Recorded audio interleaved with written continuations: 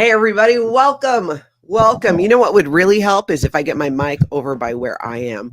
Welcome. I'm Natalie, and this is Scientology Life After a Cult. Hey, everybody. Thank you for being here. Thank you to the moderators for helping out, the members for being here, and all of you wonderful people in the live chat. So great to see you. And you guys know what it is. It's Aloha Friday. So that means let's throw hearts. Aloha.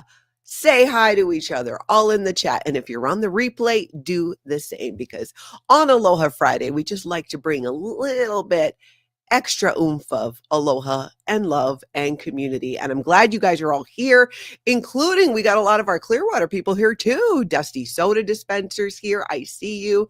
I thought I saw Farrell Cheryl. There she is. Eric Rader coming in from LA. Becky as well, out on the West Coast. We have multi-coast, and we have Kelli Copter from the UK. We're going to look at a clip from a video that Kelli Copter did coming up as well. Aloha to you, Karen. Nolo, hey, aloha to you. I love it. I love it. I love the flowers. I love the hearts. I love the alohas, especially on Aloha Friday. And aloha to you, Anonymous Lens. Okay, you guys, we got some stuff to talk about. Some stuff, including things like how Scientology tried to frame a protester, and oh my gosh, did they pick the wrong one? Did you also know that Scientology had a psychic spy who also worked for the CIA? We're going to get into that. There were multiple vigils yesterday honoring the memory of Lisa McPherson, a Scientologist who died at the hands of Scientology when she was not allowed to get adequate mental health treatment. So much more that we're going to go over today. We're going to get into a bunch of stuff on this Aloha Friday. I'm ready to go. You guys ready to go? Janet Burns is here. I think we are ready to go. Hey, does it matter to you? I'm a bit more like slack on Fridays, like we need to get started. We need to go. Okay. Now, there is a new Scientology commercial. Just when you thought it was safe to get back on the internet, Scientology drops a new commercial. We're going to look at a clip, and I'm going to share a link, but I'm not going to play the whole thing because, those people are, they don't like when they play your videos and try to do copyright stuff and all that good stuff. So take a look at this. And you know what, you guys, this is new. It just came out the other day. Our Voice new Scientology commercial. And it's basically people saying, wait, you're what? It's kind of like they're creating this mystery sandwich because you don't know what they're saying, what they're a part of. I mean, you assume it's Scientology being this is a Scientology commercial. And I thought it was interesting that you'll notice throughout this thing, it's like they said, like, okay, just find all the younger people we can possibly put together because we need to counteract this narrative out there that Scientology is not growing and doesn't have any new people. That's what I feel had happened. Can you imagine that meeting? What happened was they got together and were like, you know what? There's so much being said on the internet about us not having younger people in Scientology. Let's remedy that by doing some more creepy videos of Scientologists talking about it. But it's here on YouTube. I'm going to link it down below. I left a comment. Hey, Robin Miners, aloha to you, my friend. I left a comment. I was feeling moved. I watched the Scientology commercial and I'm like, you know what? I'm a former Scientologist. I spent 35 years in Scientology. I should probably chime in with what I think.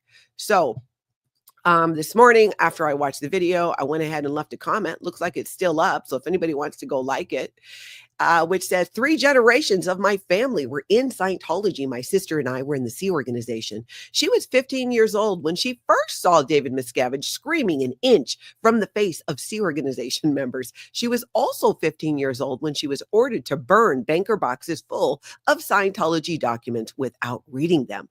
For this and many, many other reasons, 3 generations of my family left Scientology and are doing well. Why can't Scientologists speak to whomever they choose, read anything they want, etc.? We were not allowed to look at anything or listen to anyone shedding light on the abuses. This is how abuse continues. Good people turn a blind eye to the harmful practice of Scientology disconnection. Good people turn a blind eye to the abuses perpetrated by David Miscavige onto senior executives in the Sea Organization. Good people turned a blind eye to the cover-up of SA in Scientology and the Sea Organization, including my own. Many Scientologists are good people who continue to turn a blind eye. This is why Scientology continues to shrink. Look at the recent birthday game standings. You know the truth. It's time to be more curious and take more action in stopping the abusive practices of Scientology, such as disconnection. It's time for the good people in Scientology to do something about it. Because, a lot of other Scientologists were chiming in. So I'm like, why I should chime in? Maybe they go back and read the comments. And maybe there'll even be some Scientologists being like, oh my gosh, yes, I can't believe she's saying that. Now, there's so much more I could have said, but when communicating with Scientologists, which is primarily who that channel is for, I try not to go right in with the very nasty, disgusting stuff I kind of did, but I'm trying to communicate it in a way that a Scientologist would keep reading it and not just stop, because it just seemed like it was coming from such a place of hate. But yeah, Rachel says, oh my gosh, that's great, Natalie. It's really like all their members are blind. It's the blinders of the mind control. The blinders are from the mind control. I remember it well. Ooh, is that negative about Scientology? Ooh. It's like if you go to Costco and you see an ex that you don't want to talk to and you're like, ooh, I'm going to look away. Don't make eye contact. I'm just going to move one aisle over. That is basically how Scientologists respond to any media, print, video, or otherwise that, is negative about Scientology. It's all part of the mind control. Me and Taz, I'm glad you're working and listening while you're at work. Make sure you hit that like, check your subscribe, and set your notification bell to all so you can get those fancy schmancy notifications. Bina says that's going to be taken down pretty quick. I can't believe it's still up. Yeah, when did I do that? That was this morning. Does it give a time? Look at me. I've been on YouTube a year. I'm like, is there a timestamp when you make a comment? It's still there. Other comments were like 3 days ago. So I don't know. We'll see. Maybe we should take bets. Let's take bets, but let's make it easy. Let's say this. Put a 1 in the chat if you think my comment will be down by end of day. And end of day will be defined as, say, 5 p.m. California time. That's 7 p.m. my time. I think it'll make it that long because, they're just not really on top of things. What do you guys think? Otherwise, tell me your time. 2 days? 2 hours? 1 hour? It's probably been at least an hour right now. I want to see. I'm taking these bets here, you guys. Eric Rader's like, oh yeah, it's going to come down by 5 o'clock. Nolo too. A lot of ones there. Throw your time in if you think it's going to be another time. And we're going to watch this. We are going to keep an eye. Oh, Auditing Scientology says I already can't find your comment. Okay, seriously? I just got rid of the video, but let me go back to it. I can find it here. Let me click on that. Let me pause that. I see it. I'm looking at it. It's the first comment. Unless it's one of those things where, what is it? What is the fancy word, you guys? When you're online, but something's already in like your cache or whatever it's called, something to do with cookies that you don't eat, and you have to clear that. I don't know. You guys check it out. I'm still seeing it. I just reloaded it. So I don't know. Yeah, I refreshed, Rachel. I refreshed. Oh, cats, bats, and flowers. End of stream. By end of stream, they are now aware. I know. I just didn't think they'd be up this early as well. Ooh, Janet, girl, I got a screenshot. I did. I got a couple screenshots of it. Becky, you're killing me. They're going to remove it. Lickety split. I don't know. We'll see. Tell me what you guys think. A girl says, if it's like Eric Rader's flyers, it's coming down. Aloha to you, a girl. Aloha to you. Let's see. Oh, maybe Mike saying that maybe my comment is hidden from everyone else but me. It could be. It could be. Well, you guys, I mean, I pulled it up. You saw it, but I guess that's me looking at it. So we'll see. End of stream, end of day. Maybe they're all, you got to wait for approval. But let's move on. Keep telling me what you think. If you're on the replay too, one in the chat if you think it'll be down by end of day, or if, you guys tell me what you think. Have you guys wondered, what does Scientology think about what's been happening with Winter Wonderland in Hollywood? They had that disastrous Hollywood Christmas parade where their float deflated and, like I say, just sunk faster than the Titanic. This thing just went down. And, even their Way to Happiness float, I was looking at images from last year, from 2023.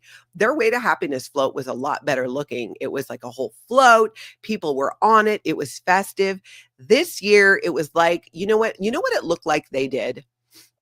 It looked like Scientology saw what Dan Walks LA was doing. Dan Walks LA has taken a wagon and put a television in it, and he goes around to different Scientology buildings and plays videos of former members and exposés on Scientology. And it's so fantastic, and he pulls that around. Scientology's Way to Happiness float looked like that. It was just a trailer with what looked like a giant television. They were pulling it along. I don't care what anybody says. I think they stole that idea from Dan Walks LA. It was nothing like their float last year, which honestly, even though it's Scientology, it was still better than this year. As was the giant pirate, which did not deflate and fall to the ground humiliated as it did this year. But I mean, come on, we love it. We love it. All right. So anyways, Scientology has come out with a press release. I know this is going to shock and surprise many of you. Spoiler alert, they have a different take on what's happening at Winter Wonderland, and we're going to take a look at it. The holidays have arrived in Hollywood with a giant tree's arrival at L. Ron Hubbard's Winter Wonderland. First off, now remember, this is for this year. This is December 1st, 2024. This came out. This is not how Winter Wonderland looks. Maybe this was from last year. Maybe it was from the previous year. This is not how Winter Wonderland looks. There's not the snow. This is all blocked off with trees so nobody can see in. But they go on to talk about, that it's been going on since 1993 and has provided joy to tens of thousands of children and their families. Winter Wonderland banner carries Mr. Hubbard's timeless and universal message. On the day when we can fully trust each other, there will be peace on earth. Yeah, L. Ron Hubbard, I don't know, man. After 35 years in Scientology, I feel like trust is the furthest thing that is encouraged in Scientology. What we were encouraged to do in Scientology, and I feel like I can speak on it, being I spent 35 years in it with 3 generations of my family and was in the Sea organization, was a staff member, was a public Scientologist. I checked all the boxes. You know what I'm saying? That was not my experience. We were not encouraged to trust each other. We were encouraged to rat on each other, snitch on each other, spy on each other, and write knowledge reports to Scientology about each other. So I don't know how Scientology itself could have any hope for trust in mankind and the rest of the world when, let's be real, they don't trust their own people, right? That's why Scientologists aren't allowed to talk about Scientology or explain what it is. They just have to say, read a book. Read a book. Better yet, buy a book and then read it. And I can sell you that book. So it just doesn't make sense to me. It doesn't. I did want to touch on another story that some of you sent me and I actually had read as well. And this is a story that's out. This is a little bit of, let's talk a little bit of Elvis news here. Elvis, Priscilla Presley. There is a story out. What is that? Why is that there? There we go.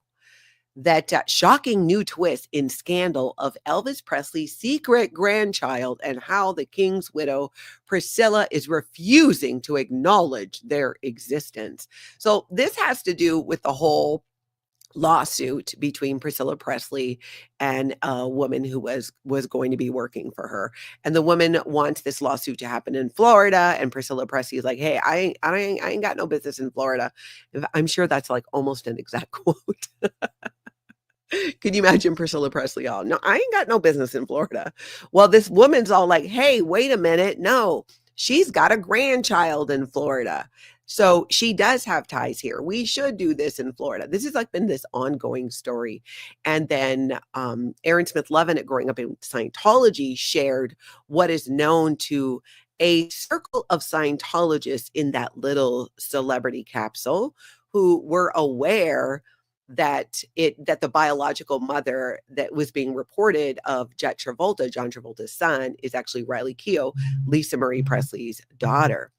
Now, this article thinks and says it was Lisa Marie Presley who donated the egg. That's what they make it sound like, that, for Kelly Preston and John Travolta to have their child, that it was actually Lisa Marie Presley because she froze her eggs many years ago. I thought that was a interesting twist. It's not what we're hearing in the inside world of Scientology and Scientology insiders.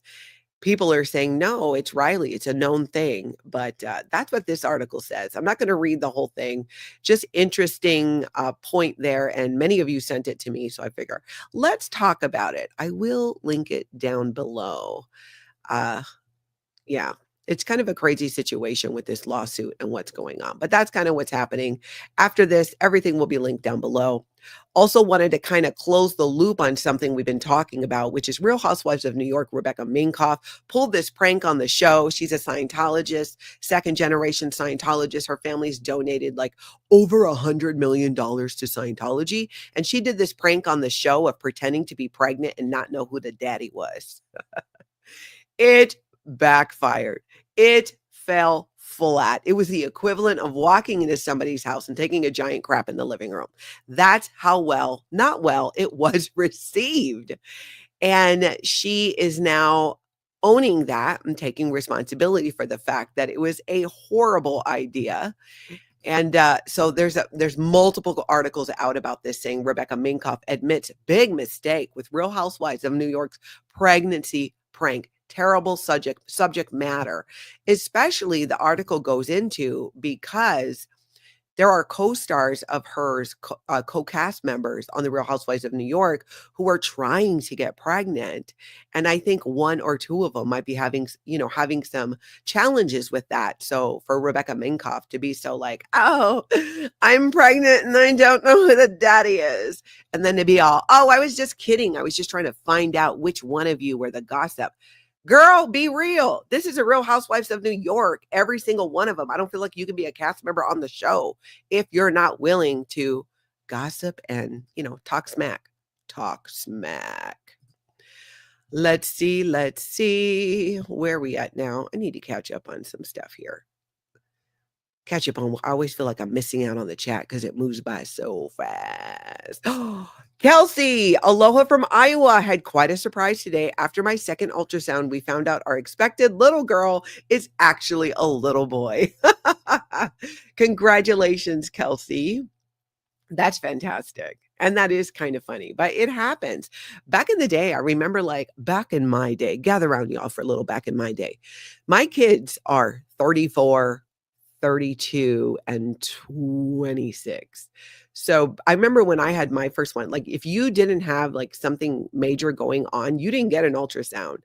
So we didn't know many times what, the baby was going to be. I think I knew with my daughter because I had to get an ultrasound. I did not know, maybe with the last one or the middle one. I don't remember. One of them I didn't know, but very interesting because now when my kids had kids, it's like, oh, it's like you're like you get an ultrasound, you get an ultrasound, you get an ultrasound.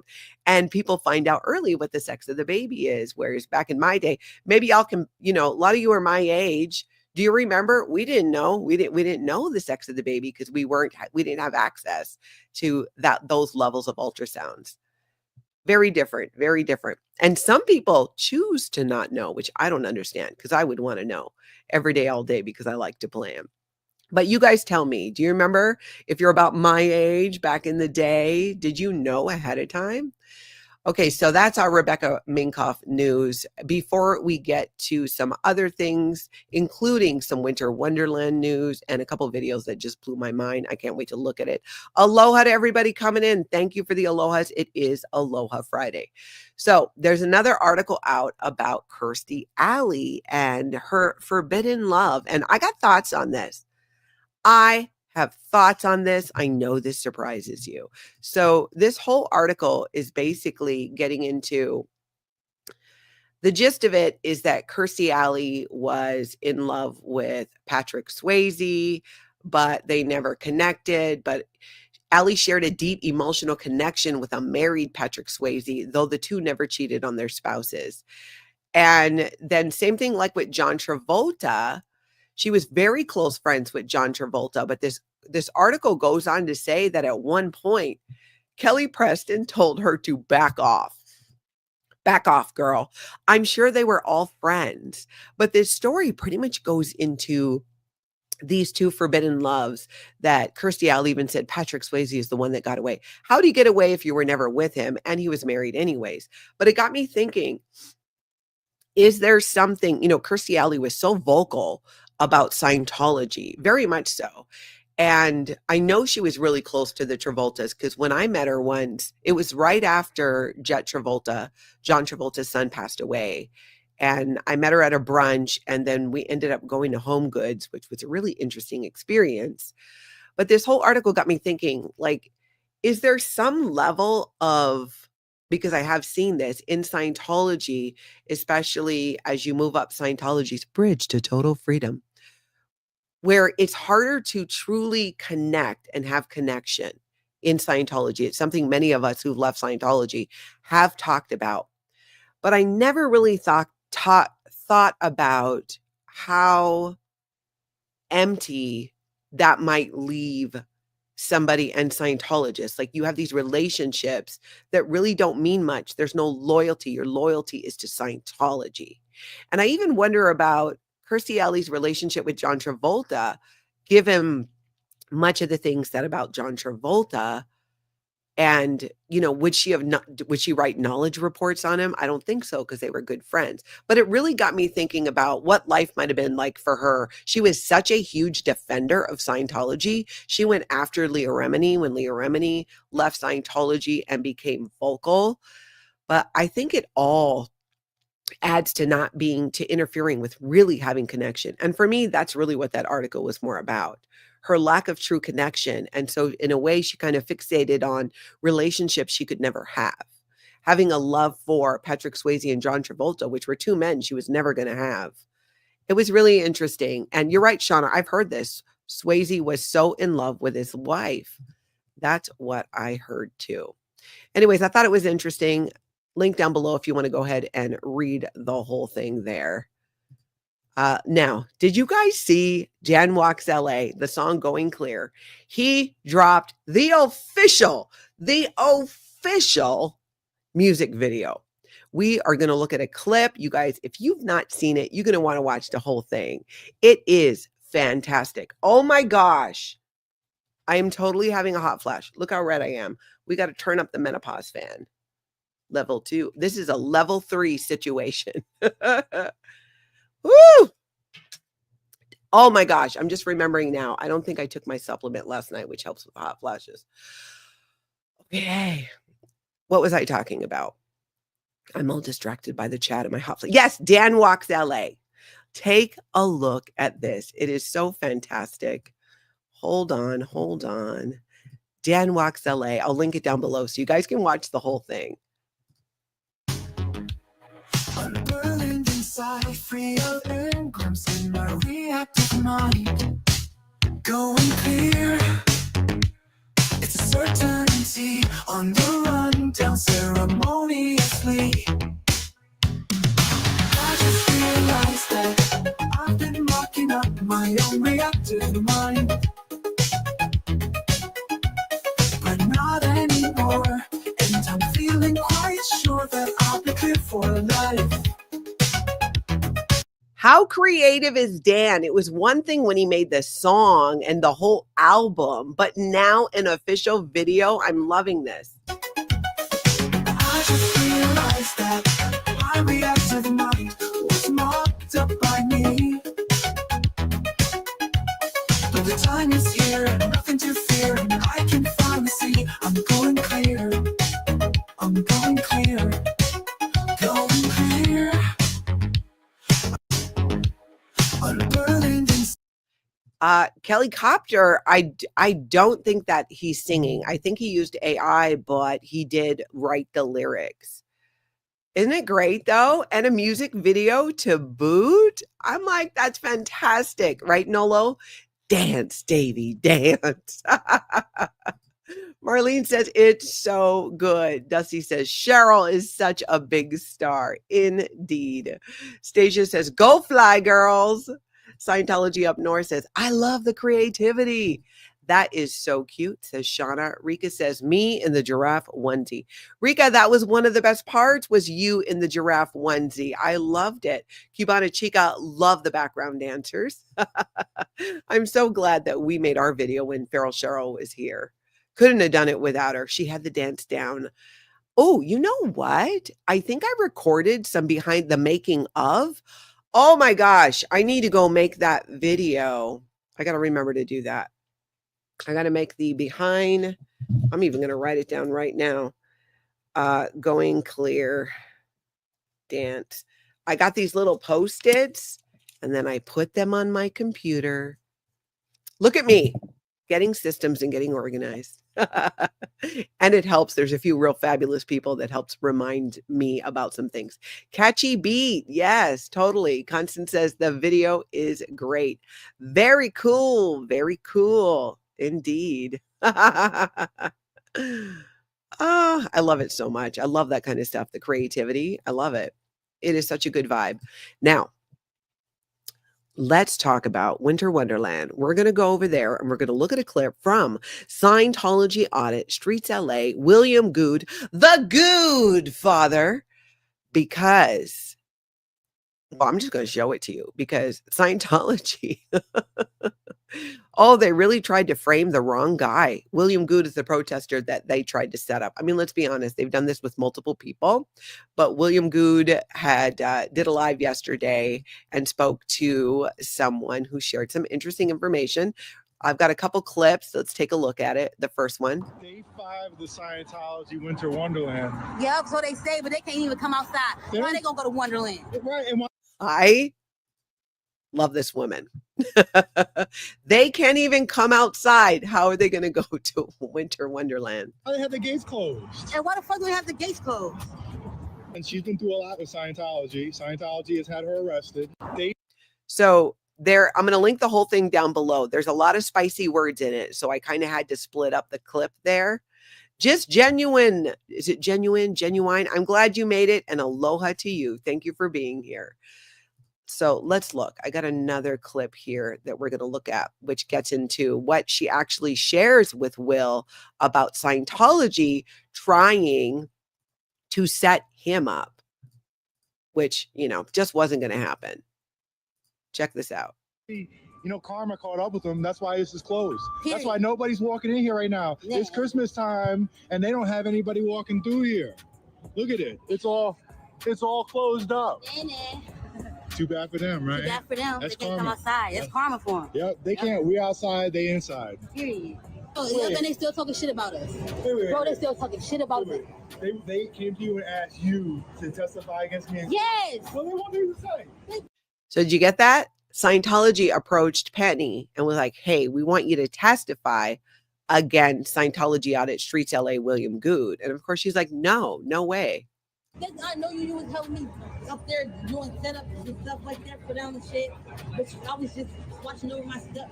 You know, karma caught up with them. That's why. Very interesting. I mean, we've seen Scientology try to do exactly that. They try to set up protesters all over the world, let's be honest. But that they would try going around to get people in the community there who William Gude knows, who William Gude has relationships with, to get them to turn on him. It really shows you the mindset. We got to wake up Osa for this one because, oh, I left Davey on the floor. Oh, I usually like him to sleep next to my body. Thaden's back there. David Miscavige, wake up your people on this Aloha Friday. Boom, boom, boom, boom, boom, boom, boom. Office of Special Affairs. Okay, so this is so funny because you got to not, I know this is going to be hard for you to say that you got to stop thinking like L. Ron Hubbard. People who have relationships outside of Scientology, they're more loyal. They're more like, that's their person. That's their friend. That is somebody in their community. But within Scientology, you're so used to ratting on each other when it suits Scientology that I think you believe that people outside of Scientology would do that. Now, granted, I'm sure somewhere there are people who would, but you look at Penny, who knows Will, and that you approached her to do that, and she's like, no, tells you a lot. That's what a friend is. That's what somebody in the community, when you're good to people, they have your back on stuff like this. And I know that's a really hard concept to wrap your head around because it is the opposite of what it's like in Scientology. And a lot of times, Office of Special Affairs, I know you're put up to breaking up relationships so that it suits Scientology, even putting together relationships because it suits Scientology. But if you keep doing stuff like this, people are going to talk about it. Look what happened. Now that video's on the internet. Now we're all talking about it. It's one of many public relations flaps, as we say in Scientology. I don't know how you're keeping track of all the negative press because that is one of your statistics. Do you count it by the minute of negative press? Do you count it by how many views the video gets? I'm not clear on that in this modern day and age. If somebody knows, let me know. I'm just curious. I'm curious. But the rest of the world does not work like that. So fail. Fail, Scientology. Fail.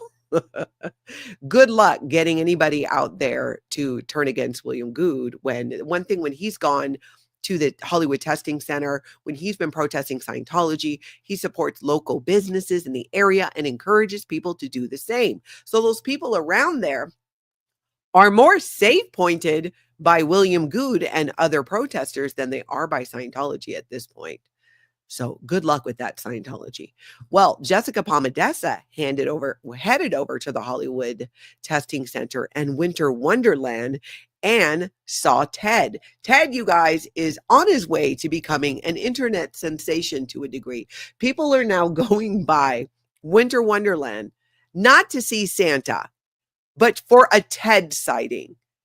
The man is becoming like this minor celebrity on the internet, and I'm not sure how Scientology feels about it. What do you guys think? Do you think that they're going to move Ted like they did some other people last year from Winter Wonderland and the Hollywood Testing Center, or will Ted remain? You're right, Rachel. William actually helps his community. You are totally right. Okay, let's look at a clip here from Jessica Palmadessa. I mean, it's open, but it doesn't look very poppin'. We got Ted over here? Ted? No, Ted. Ted! Hi, Ted! Hi, Ted! Oh, that's my good friend, Ted. Yeah, he's a great guy. Oh, you're blowing me kisses. Why is he blowing me kisses? I was trying to say hi to Ted. Preston should go get a picture with Santa Claus. Come on, Preston. Ted? I mean, Ted really should be being Santa. He's got the beard and stuff. He could do double duty. Maybe they'd pay him like, double. Ted? Come on, Ted. He's back there. It's Ted. Ooh, look at that. Look at that. Looks like they got it open. I don't see a Santa, but Ted is back there. Looks like he's getting some of their propaganda to hand to the guy who's standing there. Ted's getting another picture with Santa. Hi, Ted. That's Ted. Ted! We've got Cowboy Ted over here. Ted is getting a little viral. Ted's going to be the new angel. Ted!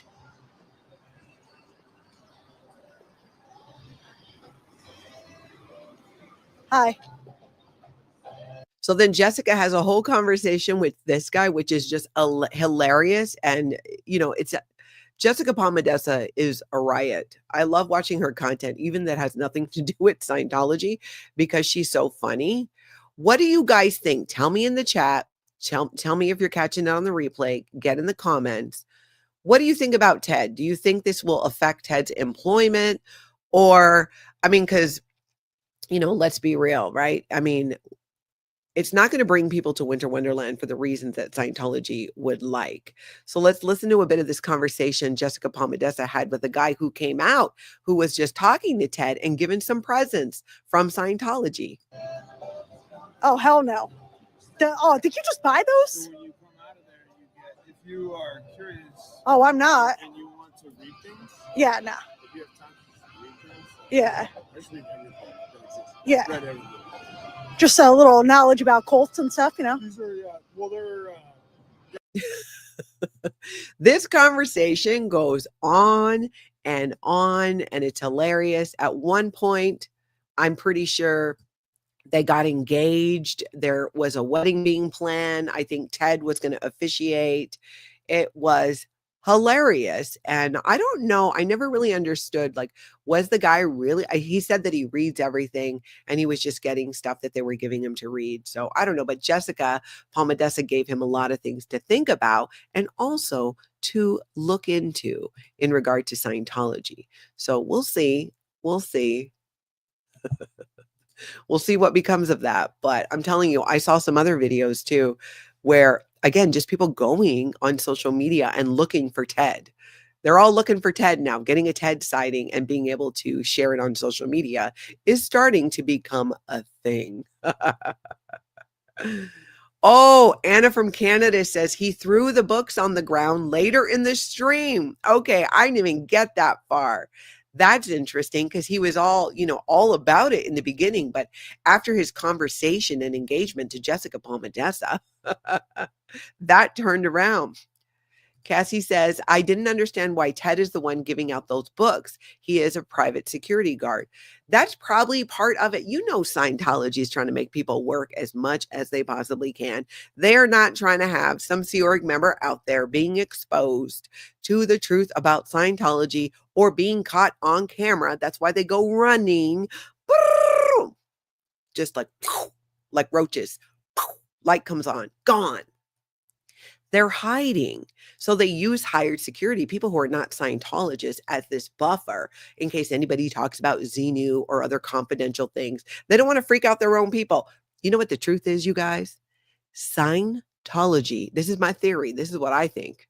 Scientology knows, the leaders of Scientology know that Sea Organization members, many of them have doubts. Many of them are unhappy. Many of them don't like the way things are, but the mind control and all that keeps them there. They don't want them hearing from people in the outside world. That's why they hide them and don't let them be there.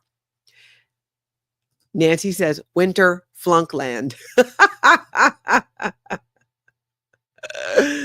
Oh, that's funny. Kathy Scogan says, Ted will be fine. He's employed by the security company. So when this is over, he'll be at his next assignment. True. I agree. I don't think he would be fired. I think he would be put on a different assignment. Tell me what you guys think. Put a 1 in the chat if you think Ted actually likes and is cool with the attention. And 2, if you think he's not. I think he loves it. I think he's getting into it. I think it's going to get very interesting. 1 in the chat if you think Ted likes the attention. 2, if you think no, he would just love more than anything to get out of there. I don't know. I think we're going to see more of his personality, even though Scientology keeps telling him to not engage. Don't engage. But then he does. He keeps engaging. And it's fabulous. Okay, so we got someone. So you guys, I feel like a couple of you are like, no, I don't think he likes the attention. Keep them coming because so far, Bob's like, no. But Nolo's like, yes, it does. He wants the attention. Scientology up north says he can't get enough of it. See, that's kind of how I feel. I feel like that's a thing. I totally think it is. Bina, yes, your doubts are valid. That is one of my favorite things to say while protesting. My favorite things. Jay, what does -1 mean? Ted is the new Sebastian. I'm telling you, in a way, or Angel from last year, if you guys watched the protests over Christmas, I think so. I think Ted's becoming a thing. I mean, let's be honest, even at the Blue Building, that was kind of starting. But some people think no, that he doesn't want the attention. But the majority of you, I feel like, are saying no. No, he's liking the attention. You know he's watching, right? You know he goes home and watches the streams. How would you not? You're not a Scientologist. So if you watch the streams, you're going to get curious. And if you watch channels, like mine or others who talk about the ins and outs, who are former members of Scientology, you're going to learn a lot about it. So I don't know. And now he's handing out Scientology propaganda. Hey, Anonymous Lens, is there an official Little Davy doll, or can that be ordered online? Looking for one. Mine was a gift. Mine was gifted to me by Cricket, very kindly, Chow Yun Smut, when she came to visit once. But I think you can get them on Blown for Good's YouTube channel in his merch shop. I think that's where they come from. So if you want to get one, go check that out. Jen Sell, you're kidding. You're killing me with your 1.1. That's a Scientology joke. Desert Dog says, I think he'd be bored without all the attention, right? Try to put yourself in his shoes. How exciting could life have been necessarily? And now he is he's being exposed to literally probably millions when you add up all the views of everybody, of people. And he's like this known character. Yeah. Hi, Ted. If you're here, come to our side, Ted. Ted, I would love to interview you when you're done working for Scientology, or even before, if that works for you. Just send me an email, Natalie@lifeafteraoccult.com. And I would love to sit down and chat, and let's hear your side of the story, Ted. Tell us about yourself. Who are you? What is it like working for Scientology? Inquiring minds want to know. I want to know. Yeah, you're right, Jess. He watches the streams while sitting there. Kelly has caught him. I've heard about that a lot as well. Demarkey, is that how you say that? Ted wants to be a cowboy, like the old song, I want to be a cowboy. I remember that song.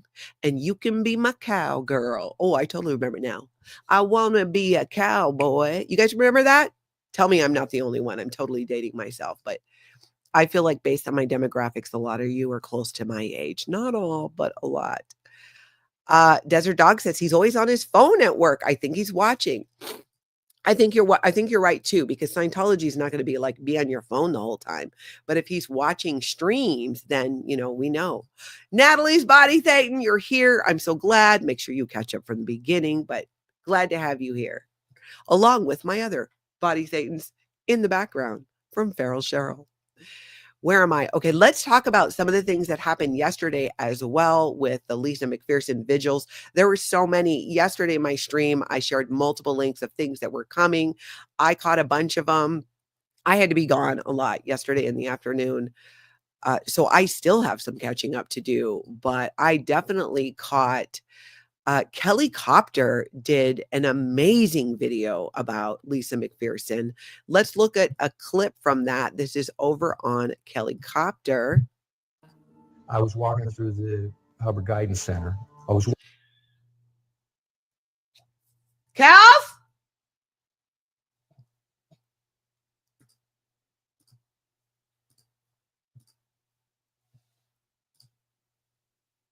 Hold on, you guys.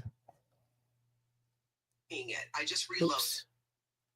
Hold on. I'll be right back. Nancy, talk amongst yourselves. I just heard something. Help! Help me! Where? My food. They put the food on. Oh my God. You scream. I'm in the middle of my live stream. I thought that somebody was murdering you. Oh my gosh. You gave me a heart attack. You cannot do that. Yeah, you scared me too. Oh my God, you guys. Oh, hold on. I need a minute to recover. We have to take care of that then downstairs. No, I think it's because he's from the garage. Oh, the garage. Yeah, that's why. Oh my gosh, you guys. I am so sorry. Yeah, you should apologize. Come over here and apologize to the chat. You traumatized all of us. My daughter Kelsey was screaming. But it was an emergency. I put on my winter boot for the first time and there was a dead mouse in it. And I screamed and she thought I was being murdered or something. I mean, the scream was really loud. I was just so.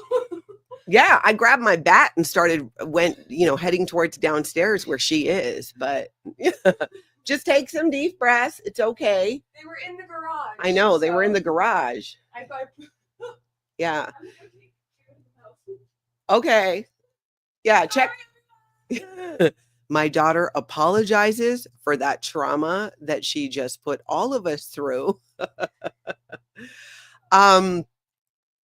In Minnesota, we live on like a marsh area, like a wildlife area. And so when it starts to get cold, mice and stuff come into the garage. So you got to, do things to take precautions, which I had to learn how to do.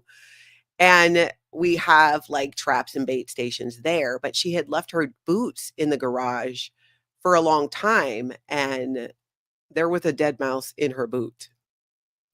And she put it on. Oh my God. I just cannot. Oh, it was just nasty. Yeah. Because they were in the garage. We haven't had any evidence in the house now. But yeah. Can you imagine? Winter boots, because it's freezing here in Minnesota. She put the boot on and there was a dead mouse in the boot. I keep telling her, I'm like, if you leave stuff in the garage, especially when we were dealing with the mice, you have to check everything. Oh, I'm terrified of them, but I'm getting better at it because now I am a mouse slayer. Oh my gosh. I'm so sorry, you guys. That was dang. Yeah, exactly, David Bruce. But I've never heard her scream like that before. It was blood curdling. And I kind of thought, well, anyways, she's okay. Anonymous lens. Did it die because of a smelly boot? No, probably because of one of my bait, what are they called? Bait stations. It went into the boot to pass away. Oh my God. Gina, stop. A mouse popped out of my toaster one time. Oh my gosh. You're killing me. Oh my gosh. I would die. You guys heard it too? Really? They heard your scream from downstairs. I mean, I'm sorry for your trauma. Seriously, even after I screamed, I was like, uh-oh, that was a bit much, but Yeah. oh, That's why. And it was dead too. It wasn't alive. Yeah, it was dead. It was because of the bait traps in the garage. It went in there to die. Yeah. At least it was in a warm place. Yeah. Yeah. Okay. Moment of silence, exactly, for the mouse. Look at me too. I'm all red again now too. Oh my gosh. Even when you know something is okay, it's just, once your nervous system, just especially, those of us who have a traumatic past, and it just triggers that fight or flight. You really got to kind of get yourself out of it. So let's chill a little bit. Oh my gosh. Monica, I cannot. A giant live rat popped out of my toilet once. Where did you live? Tell me it was New York. Where did you live? Oh my gosh. Okay. Yeah, exactly. Menopause fan is doing double duty now. I need to turn it up. Exactly. I need to Eric Rader, I need to turn it up to 4. It's at 3 right now. Oh. Okay. All right. Now we are at Mark Bunker. I'm going to try to recover from this. Oh, I'm just so grossed out. And now I feel bad for her too, because that was I would have to have burned the boot. I mean, that is horrible. That is horrible and kind of funny, but horrible and traumatic. Okay. Where are we at, you guys? Let's move on. Let's talk about some Mark Bunker coverage of Lisa McPherson. Well, actually, no, Did we show the video for Kelli Copter already? I thought I was talking about Kelli Copter. Becky, good point. It's the adrenaline dump that makes you feel so horrible. Yeah. Yeah, exactly. A Time to Change says, I had a 6'4" boyfriend who screamed like a girl seeing a mouse and jumped on a chair. I had to save him. Oh, you're brave. You're brave, because I would have been the one having to be saved. Okay, so Nancy says, I did show Kelli Copter's link. I can't even remember showing it to you. Right now, I have no recollection of even showing it to you. And I may not eat at all today. Okay, so we did that one. So we did Kelli Copter. It's going to be linked down below. You guys go check out her whole video on Lisa McPherson. It was fantastic. And then Mark Bunker did a video sharing some older footage and coverage of the Lisa McPherson case, which was very interesting. We're going to look, as we recover from our trauma, we're going to take a look at that. This is from Xenu TV, Mark Bunker. She was not rich, famous, or powerful. And he was sharing some footage from back in the day. But in death, Lisa McPherson is grabbing headlines normally reserved for Scientology's celebrity followers. That's because after 2 years, the death of Lisa McPherson remains to many a mystery. Lisa, a devout Scientologist, spent the last 17 days of her life confined to a room inside this hotel owned by Scientology. Church records show that during that time, Lisa became violent, refusing to eat or sleep. Then there's what was interesting too is there's footage and interviews with her family members, and it sounded like she didn't have a ton of family that was alive. It was an aunt that was speaking to the media. Oh, I'm sorry, you guys. I'm still so grossed out. I just cannot. I'm grossed out. And it's like, it's like your whole like adrenaline goes because your child is screaming and the whole thing. I dropped my bat over there. I mean, I didn't know what it was. And I'm thinking, like, what would I have done? Even if it was a person, I'd beat him with my bat. That's what I would have done. Same thing if the mouse was actually, no. I would have screamed and jumped on top of furniture. I would have had to have been saved. I would have like not come back to the live stream.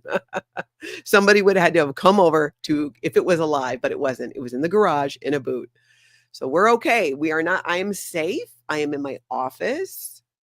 I got to like reframe here. I am safe right now. Things are fine. Okay, back to this. So let's go back to this.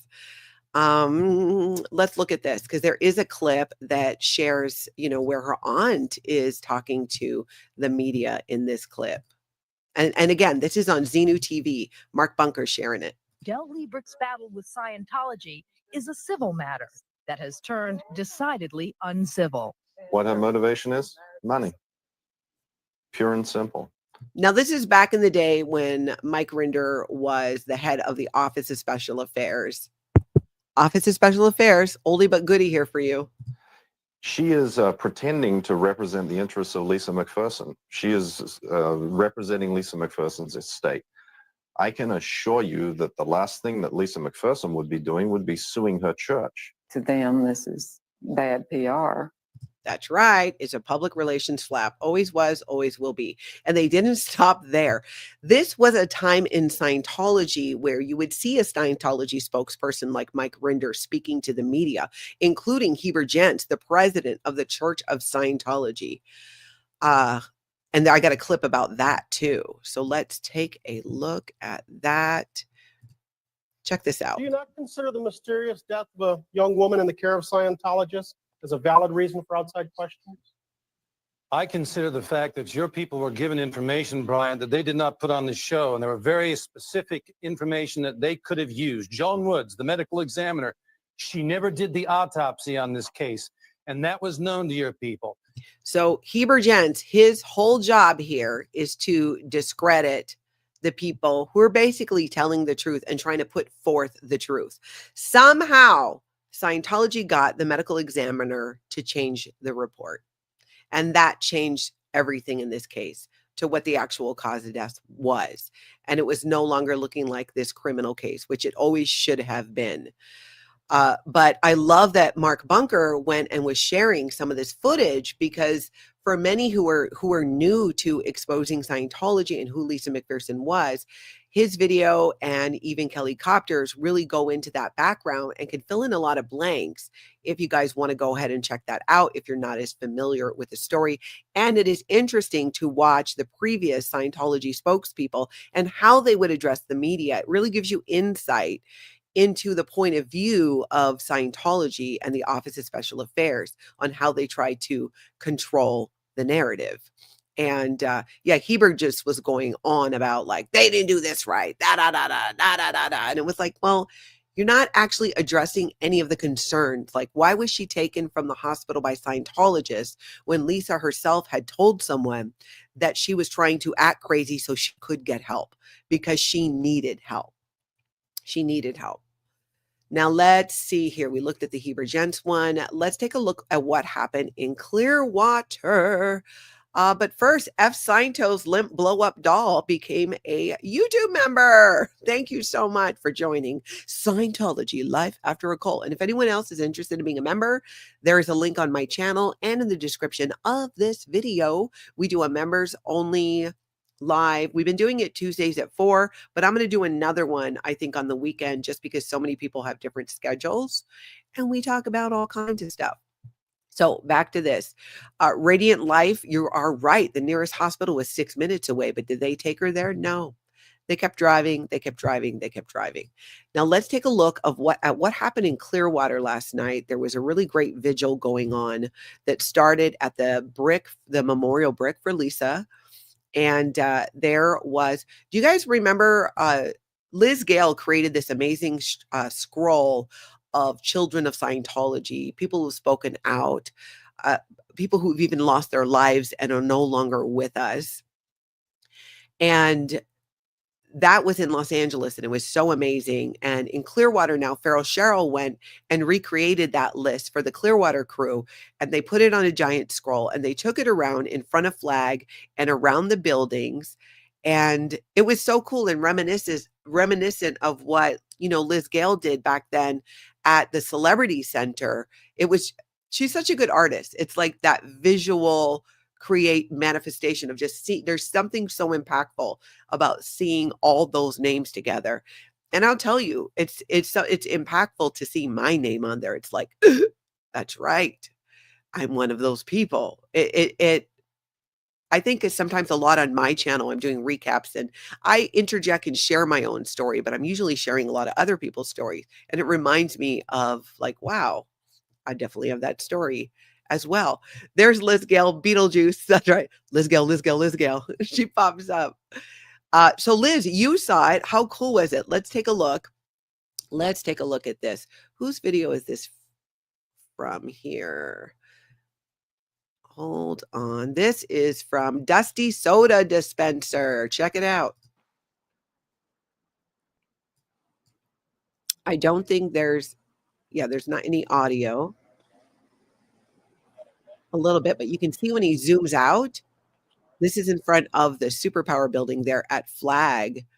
And you've got Aaron, Smith-Levin, and Farrell Cheryl, who wrote all these names out. It's not clear from this distance, but it's really clear up front. I believe that Sandy McKenna, even Sarah Soda Jerry was there. And Sarah Soda Jerry just got out of the hospital not that long ago. And can somebody identify if they know the woman on the end? I'm not 100% sure who that is, but there were multiple other people there as well who were helping out with this. And it was so impactful to see that, just like it was in California, just like it was, they did something similar. I think Scientology up north, didn't you do that in Denmark too? I believe she did that as well. It's so impactful. It is. It really is. Liz Gale says it's so beautiful and moving. Absolutely. Cat Andy says, hello, SPs watching in California. And Galen, yeah, rest in peace, Lisa McPherson. There were so many vigils. It was so beautiful. There were online vigils. There were in-person protests starting in Australia with T per Scientology Audit and many other people going all the way across the world, all the way across the country. It was a beautiful thing. And I hope you guys had a chance to catch up and see some of that footage there. Lori Plays was there. Oh, maybe it was Lori. It was kind of blurry from a distance and I couldn't quite see. Oh, Farrell Cheryl says the person on the end is my roommate, Denise. Awesome. And Lori Plays was there too. Scientology Up North says, yes, Bianca made the scroll. It's just so powerful. It was so neat to see. And they carried it from where Lisa McPherson's memorial brick was all the way down through across, past the Fort Harrison. It was very moving. So check that out. I'm going to link it down below so that you guys can see the whole thing there. Oh, thank you, Nisa. Your daughter is so pretty. I appreciate that. Yeah, you guys don't see Kelsey often. She's usually dodging one of my videos, trying to stay out of the frame. Okay, let's see. We just shared that. Now, we have something we got to talk about. And I want to go down this rabbit hole, and I'm hoping you guys will go down it with me, because I feel like this next topic I'm going to touch on, but I think it's going to need its own video. But I wanted to bring it up to you guys because some of you may have information on this. You may have heard things about it over the years. You may have been around when it was happening if you're a former Scientologist. I want to know. And remember, my email is natalie@lifeafteroccult.com. If you see something, say something. Send me a clip. Tell me what I'm looking at. Send me a link to a video, but include a timestamp and what I'm looking at, or a link to an article. And I try to share as much as we can with the limited time that we have. So I've heard of this story before about Scientology's Psychic Spy. And yeah, you heard that right. Psychic Spy. Scientology had a psychic spy. Turns out he was considered a double agent. His name was Pat Price. I don't know what level, because again, I haven't dug in fully. I just want to bring this up to you guys in case you guys have some resources you want to share. And I want to do more of a deep dive video on this. Pat Price was considered one of the best remote viewers and psychic spies by the CIA. And he was a Scientologist. And there were some other Scientologists involved in this as well. I don't know where he was at on Scientology's bridge to total freedom, but I do understand that he was an operating Thetan, so he had reached some level. And he died in 1975. So this was a long time ago. And I think it's interesting that we don't hear a lot about this, and probably because he died in 75. And no doubt, probably even Scientology wants to cover this up. We're going to look at this clip and we're going to talk about this double agent Scientology spy. Now, this guy, so this is from New Thinking Aloud with Jeffrey Mishlove. Now, what I gathered is there was a documentary that came out, and that's kind of what they're talking about, but he gets into sharing about Scientologist, CIA psychic spy, Pat Price. So listen to this. 2 years later, where the Celebrity Center was broken into by the IRS, Internal Revenue Service, because Scientology was not paying taxes and other things. And it was the FBI and the IRS who discovered this whole file of Pat Price and Ken Kress doing psychic spying. And then they called Kress. And that's all in the film. Kress describes his horror discovering that not only was his cover blown, but that Price was revealing all of this information. Now he would remote view and give information to the CIA. And then on a regular basis, because of course they were surveilling Pat Price, he was giving the information to a Scientology handler. So you're remote viewing, and apparently really accurate. And that's what I want to get more into and learn about. But there's actual documentation showing how accurate this guy was and what he could do with remote viewing and what he was sharing with the CIA while a Scientologist, where I'm like, okay, during my day, now my mom got into Scientology when I was 5. So that would have been about when Pat Price died. So this was not something that I knew about. And honestly, I don't think I ever heard about this till after leaving Scientology. So it's not something that today, or at least when I was in Scientology, is regularly talked about. But he would share the information with the CIA, and then he would share the information with Scientology, which makes me wonder if and per reports, even by the CIA, he was a good remote viewer. He could actually do it. He could tell you what was happening over here. He could give you the names of programs that even were happening in Russia. He was providing intel, and they were able to prove that what he was sharing was correct. Here's my question. And I really want to know what you guys think. Even though we don't know a ton about it, I am going to show you more of this video. Do you think, this is the question that came into my head, did he do any remote viewing for Scientology? Tell me what you guys think. One in the chat if you think Pat Price would have done remote viewing for Scientology. How does Scientology have an operative who can remote view, who's doing remote viewing work for the CIA, and they don't use him. This was in the 70s. Or do you think, I mean, how would they not? How would they not want to utilize that? You know what I'm saying? And did they? Did they utilize it? That's really what I want to know about. Who, does anybody know anybody from back in the day, early Scientology, that was familiar with Pat Price and has some information on, did he remote view for Scientology? If so, what did he find? Now would be a great time to have my sister still have access to Scientology's archive files. That's not going to happen. But it made me think that, because why wouldn't they do that? And if they did, what did they find out? Antics of a Mama Squirrel says they used him to feed them data and to gain data for them. Yeah, I agree. I think so too. And remember, he died in 75. So this was going on.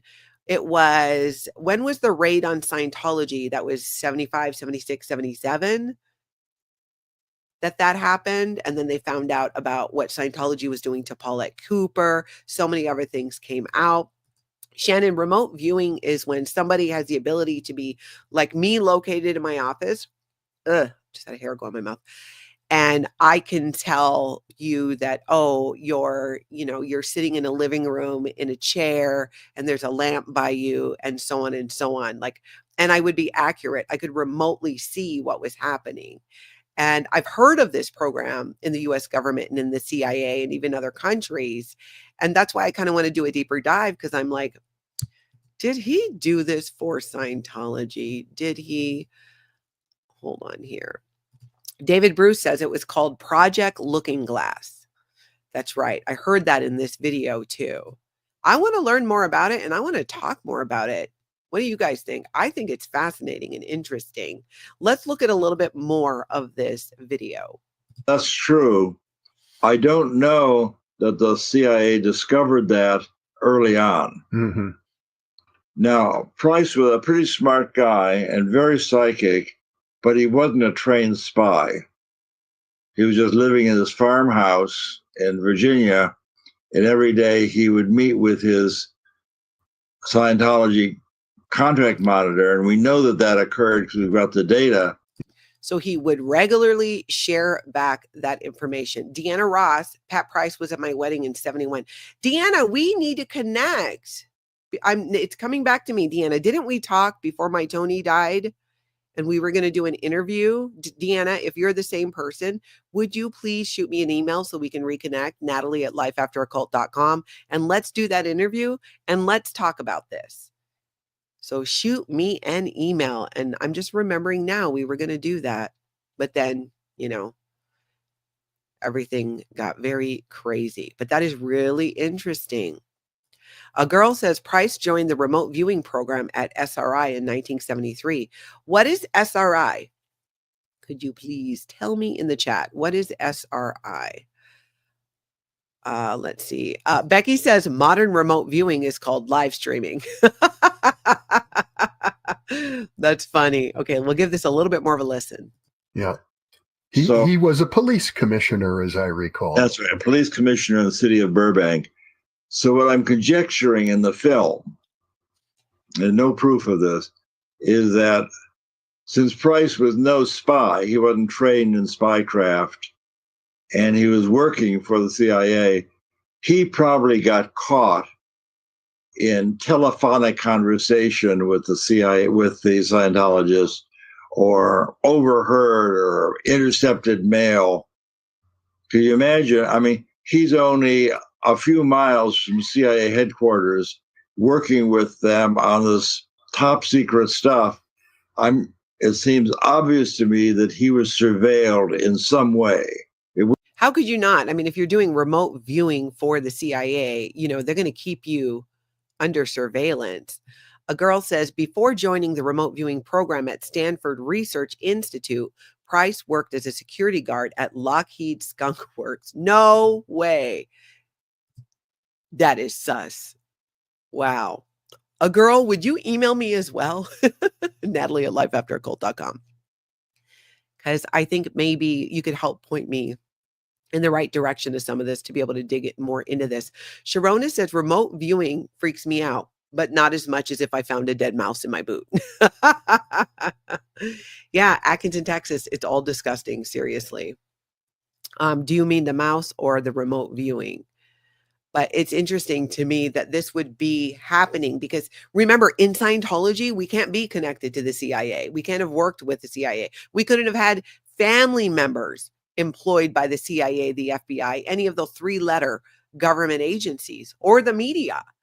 So it's interesting to me that back in the 70s or 60s, whenever this was going up to, I mean, he died in 75, that he was a Scientologist and operating Thetan. So he had done the confidential levels and was allowed to do this. But then again, if Scientology was using him as an asset to spy on the government, which we know they did because they about that time, they'd infiltrated over 136 government agencies. Scientology did.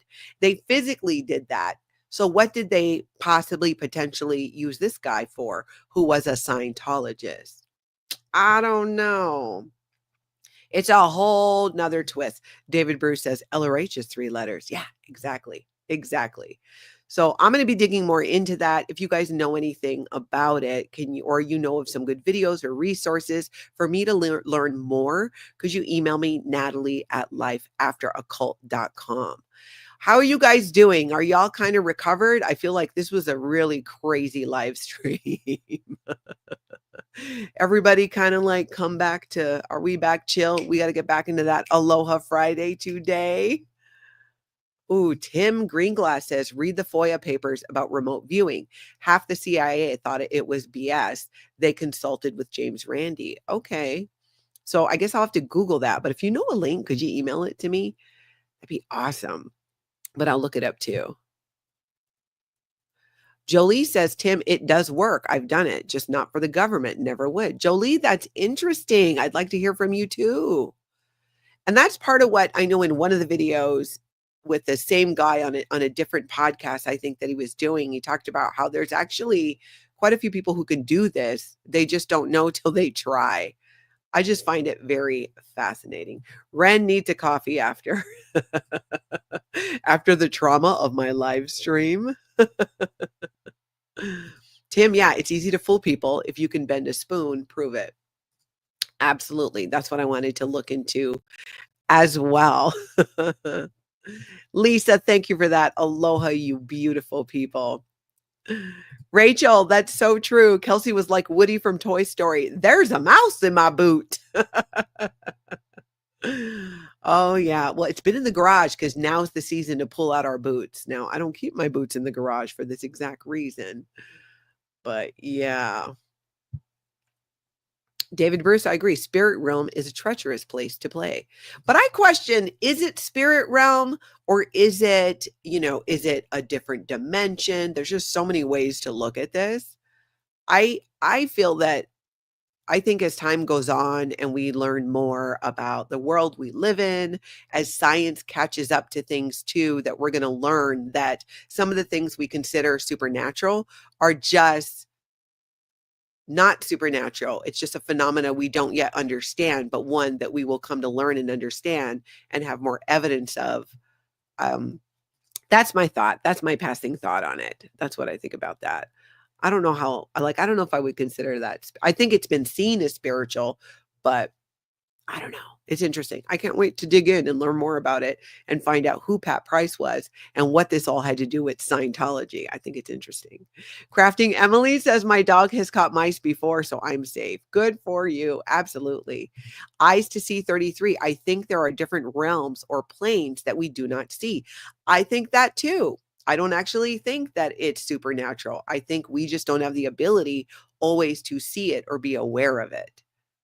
I mean, I don't know a ton about it, but that's kind of like, that's been my feeling and my thought on it. Lisa Pete says, I'm with you, Natalie. I think it's just kind of, because look back in history of mankind and things that early in our history and humanity, humans would consider to be supernatural because they didn't understand the science behind it. And then as we learn more about how our world and how our universe works, certain things weren't a mystery anymore. Like the full moons and eclipses, solar storms, so many different things that way back when that had been like, oh, it's the gods doing it. And, you know, it turns out it's this phenomena involving the sun and a solar flare and a storm and all those things. I think it's kind of like that. That's kind of my thought on it, that we're going to learn more and more about that. Yeah, I don't know. A Time to Change says, I've always seen people's auras. Couldn't tell you what they mean, though. Yeah, I think that's, again, part of it is how much can we actually see with our eye? If humans only use 10% of our brains, what is the other 90% doing or for? Why can't we access it? Or can we? Can people who do remote viewing and things like that, are they accessing that other part of the brain? I don't know. I am no expert on this. I am just a woman in Minnesota, former Scientologist who watches a lot of YouTube and has some curiosity. Stasha says you need to watch Buckaroo Banzai. Okay, I don't know what that is. Do I find it on YouTube? I guess I can Google it too. Sharona says, this is amazing stuff. I agree. I think it'll be a good jumping off point. And again, I'm so interested in the correlation and ties to Scientology about this and why it's something that's not been talked about in Scientology. Like I haven't met, now could be just because a lot of people are already gone, because we're talking about Pat Price, who died in 1975. And now it's 2024. How many people would still be around or know that? But maybe they shared it with somebody too. I just know with the people who've come out of Scientology, I'm not aware of any. Doesn't mean there aren't any, just means I don't know. I'm trying to find out who knew about this and spoke and shared about it. So much about Scientology has been leaked and shared by former members and former Sea Organization members. So I know somewhere there's a cache of data and info about this. I should talk to Tori too. Oh my God, Incarnasoul, we said it at the same time. I need to talk to Tori. And then, yeah, there was your comment there. I think you're right. I'm going to call Tori today. Antics of a Mama Squirrel says the 10% of the brain thing is a false statistic, though. I have no idea. I just know that it's been said. All right, everybody. It is Aloha Friday. Hit that like, hit subscribe. Most of all, get out and have an amazing cult-free day.